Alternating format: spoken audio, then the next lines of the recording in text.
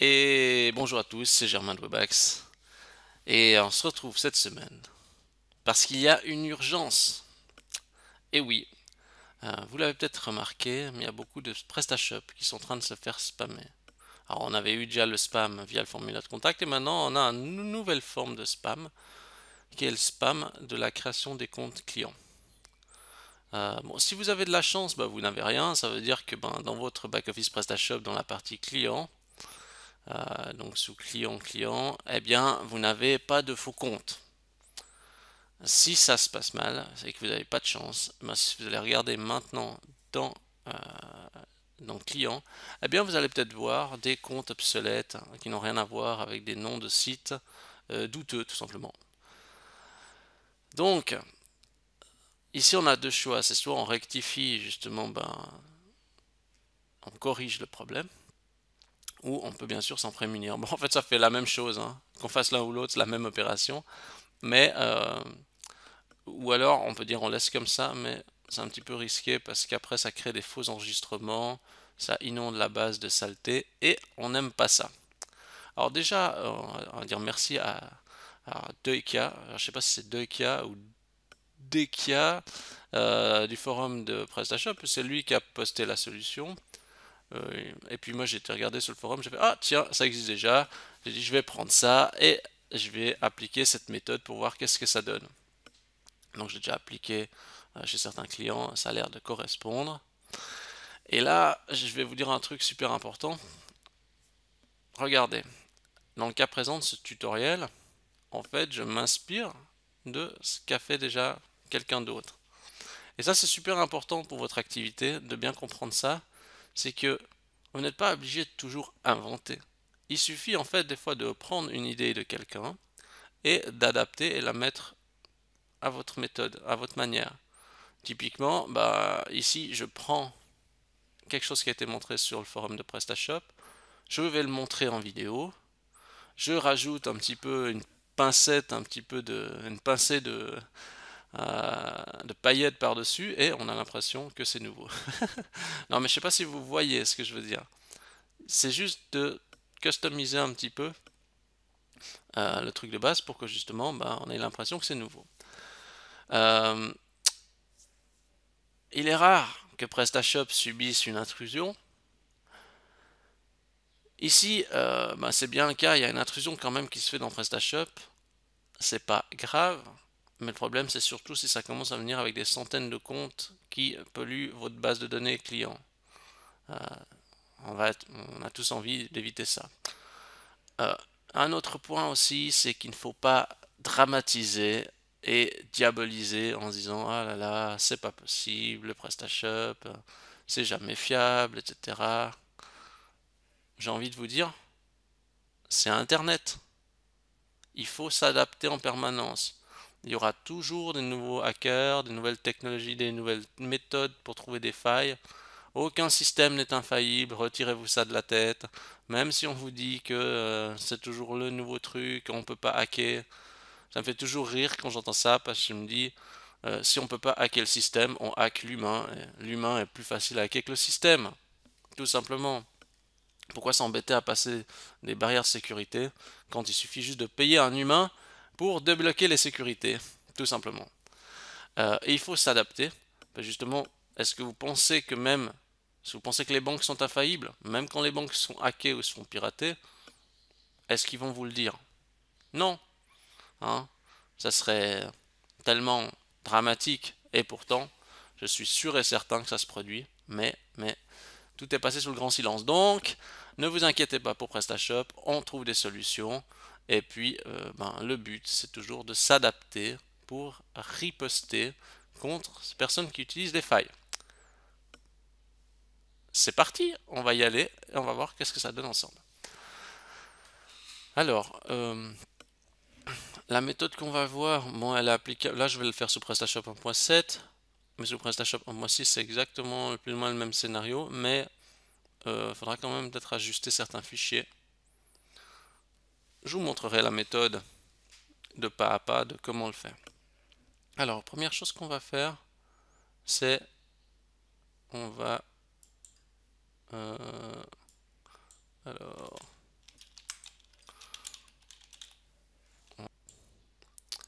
donc dans notre dossier PrestaShop. Euh, et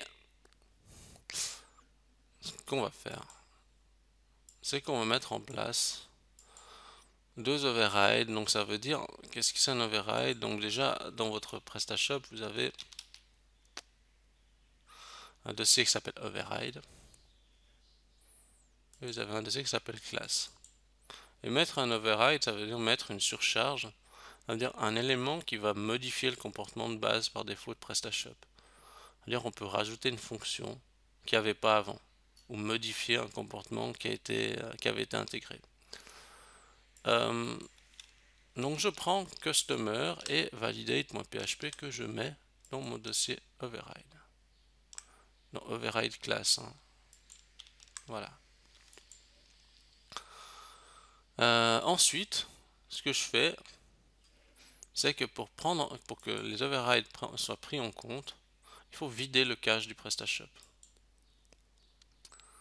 Donc en fait, on va dans notre back office, on va dans paramètres avancés performance et on vide le cache. C'est très important de faire cette opération parce que sinon les nouveaux overrides ne sont pas pris en compte. On est obligé de faire vider le cache pour que justement la surcharge qu'on a mis en place soit à présent chargée.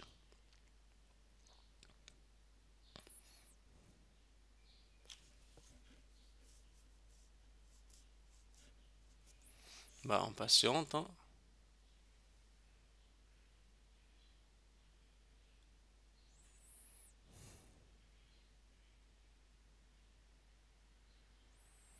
Voilà.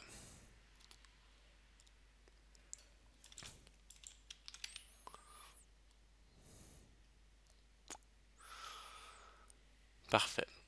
Donc maintenant, le cache a été vidé. On peut tester directement comme ça le comportement. On va essayer de créer un compte. On ira regarder après comment il marche l'override et comment il fonctionne. J'essaie de créer un compte. Je vais mettre je sais pas, je vais appeler test. Voilà.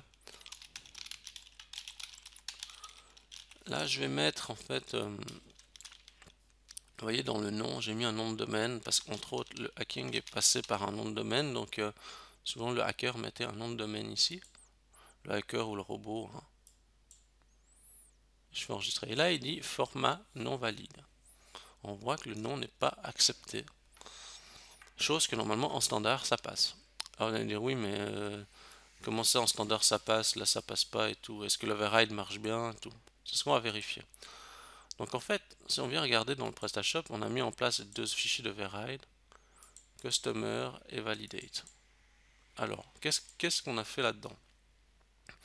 En fait, dans la classe validate, override, validate, on a rajouté une nouvelle méthode qui s'appelle isCustomerName. Donc en fait, on vérifie si le nom du client est valide.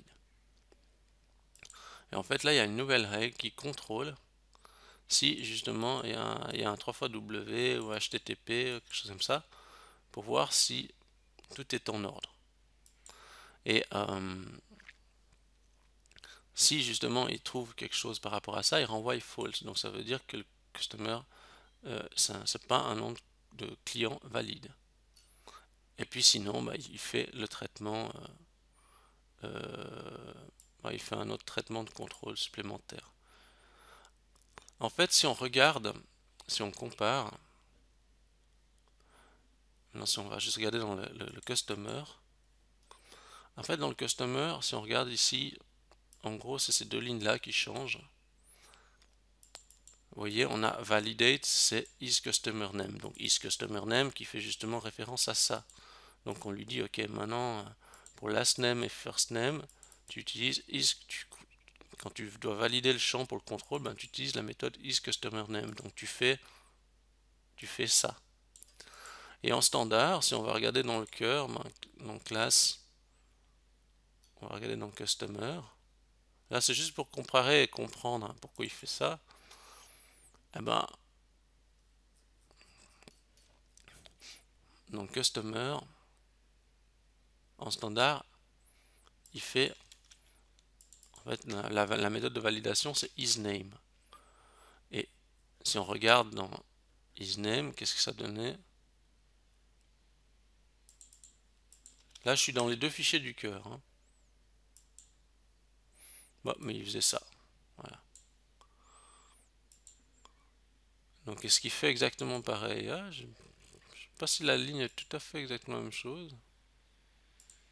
Vous voyez, je regarde juste si les lignes sont pareilles, hein.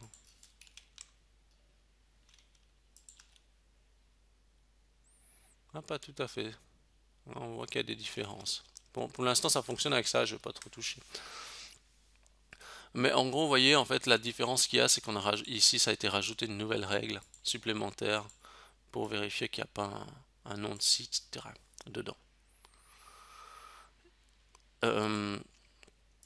Ce que vous constatez, ça je vais fermer ces deux fichiers, puis ça c'est les fichiers du cœur. Quand on fait l'override, ben, en fait on dit d'étendre le cœur, donc on dit extend validate core, donc on étend la classe validate du cœur, et puis on fait ça. Pareil ici pour le client, en fait là ce qu'on fait c'est qu'on étend de nouveau le cœur, on dit là, ok. Et puis après on redéfinit normalement ce qui était défini initialement dans justement customer. Comme ça, c'est ça qui va primer. Donc voilà. Alors je sais pas si c'était vraiment clair dans mon explication. Bien sûr, vous pouvez vous contenter de mettre les deux fichiers, et puis diviser le cache, et puis c'est bon. Mais là, c'était juste pour quand même comprendre qu'est-ce qui fait le truc. Ensuite, il y aura peut-être la nécessité de nettoyer les comptes, parce que dans le back-office Presta, il se peut que vous ayez beaucoup de comptes. Alors c'est soit vous supprimez à la main, ou soit si vous voulez vraiment un nettoyage optimal, ou si vous ne savez pas s'il y a d'autres comptes qui ont traîné déjà dedans, ou si tout est propre, propose un petit script qui va faire le nettoyage. Alors c'est le fichier customer clean. En fait, on va le prendre et on va le mettre dans PrestaShop, dans un dossier, dans le module. Dans le dossier module, mais on crée un dossier qui s'appelle script, dans lequel on va ranger ça. Je me pose toujours la question si je dois mettre au pluriel ou au singulier, mais je vais mettre pluriel, sachant qu'il y a potentiellement plusieurs scripts dans le dossier. Là, il s'appelle Customer Clean. Bon. Avant de faire quoi que ce soit, on va l'ouvrir ensemble.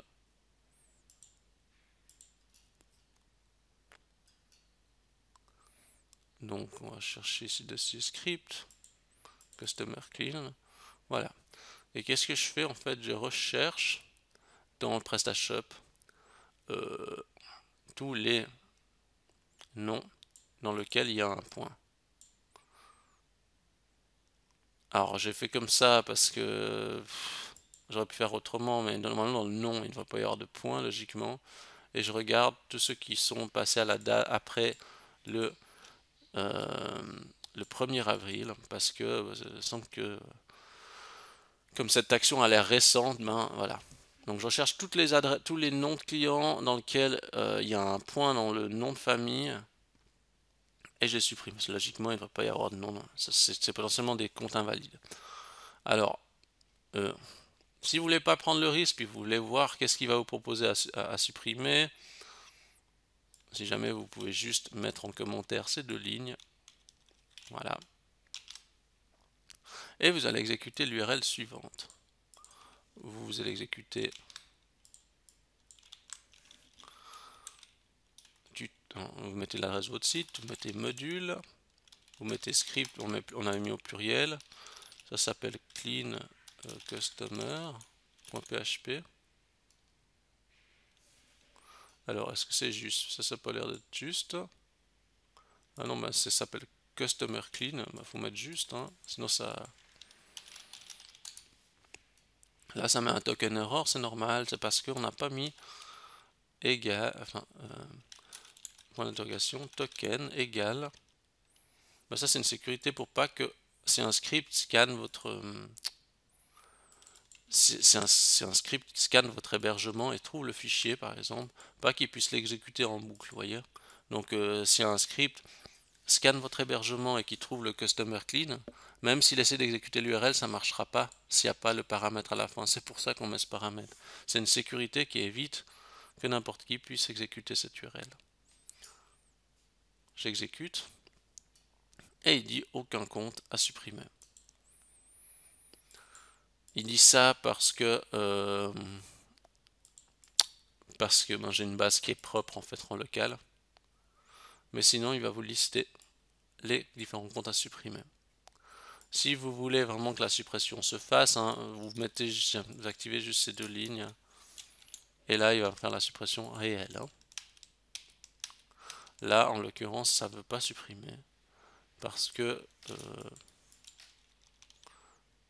parce que j'ai pas de compte avec un point dans le nom de famille. Ah oui, j'ai pas précisé un autre truc. Bon, vous voyez, en fait, ici, j'ai mis if token égale clean. Donc, en fait, c'est pour ça que ça n'a pas marché du premier coup. Vous voyez, ça faisait un token error. Ben, je contrôle si on met dans l'URL le paramètre token égale clean. S'il n'y a pas token égale clean, eh ben, je refuse d'exécuter le comportement qui est là. Un truc que j'ai pas précisé, c'est que vous allez dire ouais, mais je comprends pas s'il marche je sais pas s'il marche mon,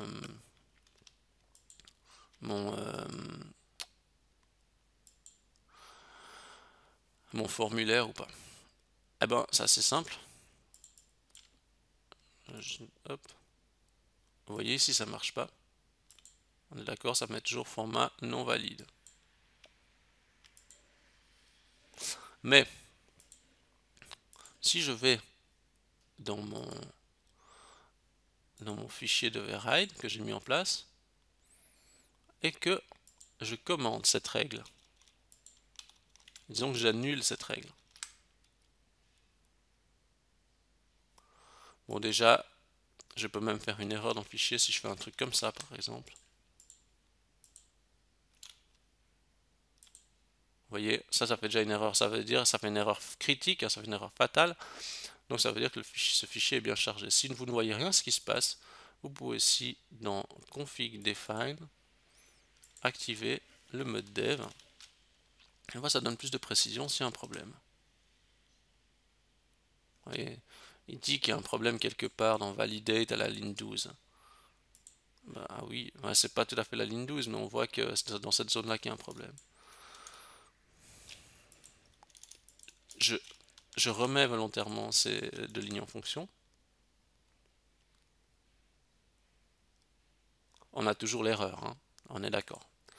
Maintenant, je fais juste de commenter, hein, juste ces deux lignes, donc ça veut dire que j'enlève le comportement de contrôle sur le 3 fois W HTTP. Et si je fais juste ça, je mets juste mot de passe. Vous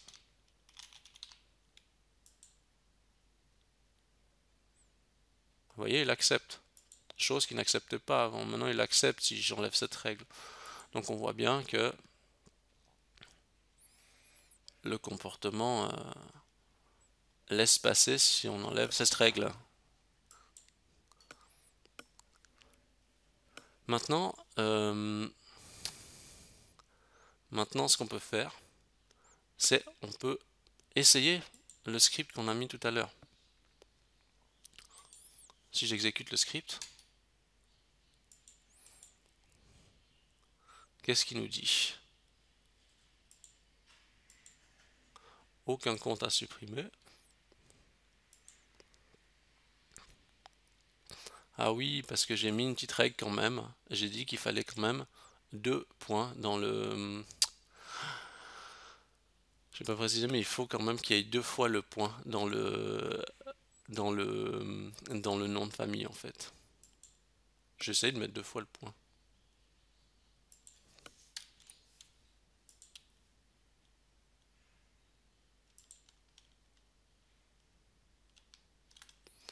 Et là, il dit à supprimer, etc. ID customer 2, total 1. Et puis, si je réactualise ma page, le compte a été supprimé. Voilà. Donc voilà, je crois qu'on a fait le tour. Alors, je suis rentré un petit peu dans le détail, je vous ai expliqué un peu le truc. Alors bien sûr, vous pouvez retrouver aussi sur le forum PrestaShop. Vous avez le détail qui est ici. Je mettrai le lien pour aller regarder, ça vous explique la méthode. Il y a même un module qui peut le faire, mais après je sais pas si le module fonctionne. Là, je vous ai montré la méthode manuelle. Ce que je conseille, bien évidemment, c'est en fonction de votre version PrestaShop, c'est d'être méthodique. Ça veut dire quand vous faites l'override, de reprendre exactement ce qu'il y a par exemple dans le customer.php, vous voyez. Parce que des fois, il peut y avoir des différences dans les PrestaShop. Si vous avez la version 1.5, c'est pas forcément la même liste de champs. C'est pour ça que c'est important de prendre dans le... Si on regarde dans le classe customer, vous voyez, si vous avez une version 1.5, par exemple PrestaShop, c'est important de prendre ça et de mettre justement dans votre override justement les bons champs que vous avez. Parce que si vous avez un champ de plus ou un champ de moins, après ça change les validations ailleurs, puis c'est problématique. Alors voilà, j'ai fait un petit peu plus long parce que je vais montrer quand même un petit peu les détails tenants et aboutissants de cette intégration. Bien sûr, je veux dire, si vous le faire simple, vous faites vraiment juste la base, vous prenez les deux fichiers, vous mettez dedans, vous videz le cache, et puis si ça marche, tant mieux. Et sinon, il faudra creuser un petit peu plus, et par rapport à ce que je vous ai montré, ça vous aidera peut-être à trouver la solution. Donc voilà, si vous avez aimé cette vidéo, je vous invite à liker la vidéo, vous pouvez vous abonner à la chaîne YouTube, vous pouvez noter Webax dans Google, 5 étoiles, ça me fait très plaisir. Vous cherchez Webax, W-E-B-B-A-X. Vous retrouvez les sources des fichiers directement sur mon blog en téléchargement. Et vous pouvez bien sûr vous abonner à mon Instagram avec un conseil par jour. Mon Instagram qui est le suivant, Webax_ch. Ça fait plaisir de voir toujours de nouveaux abonnés. Et sur ce, je vous dis bonne intégration et bonne lutte contre le spam. Merci à tous.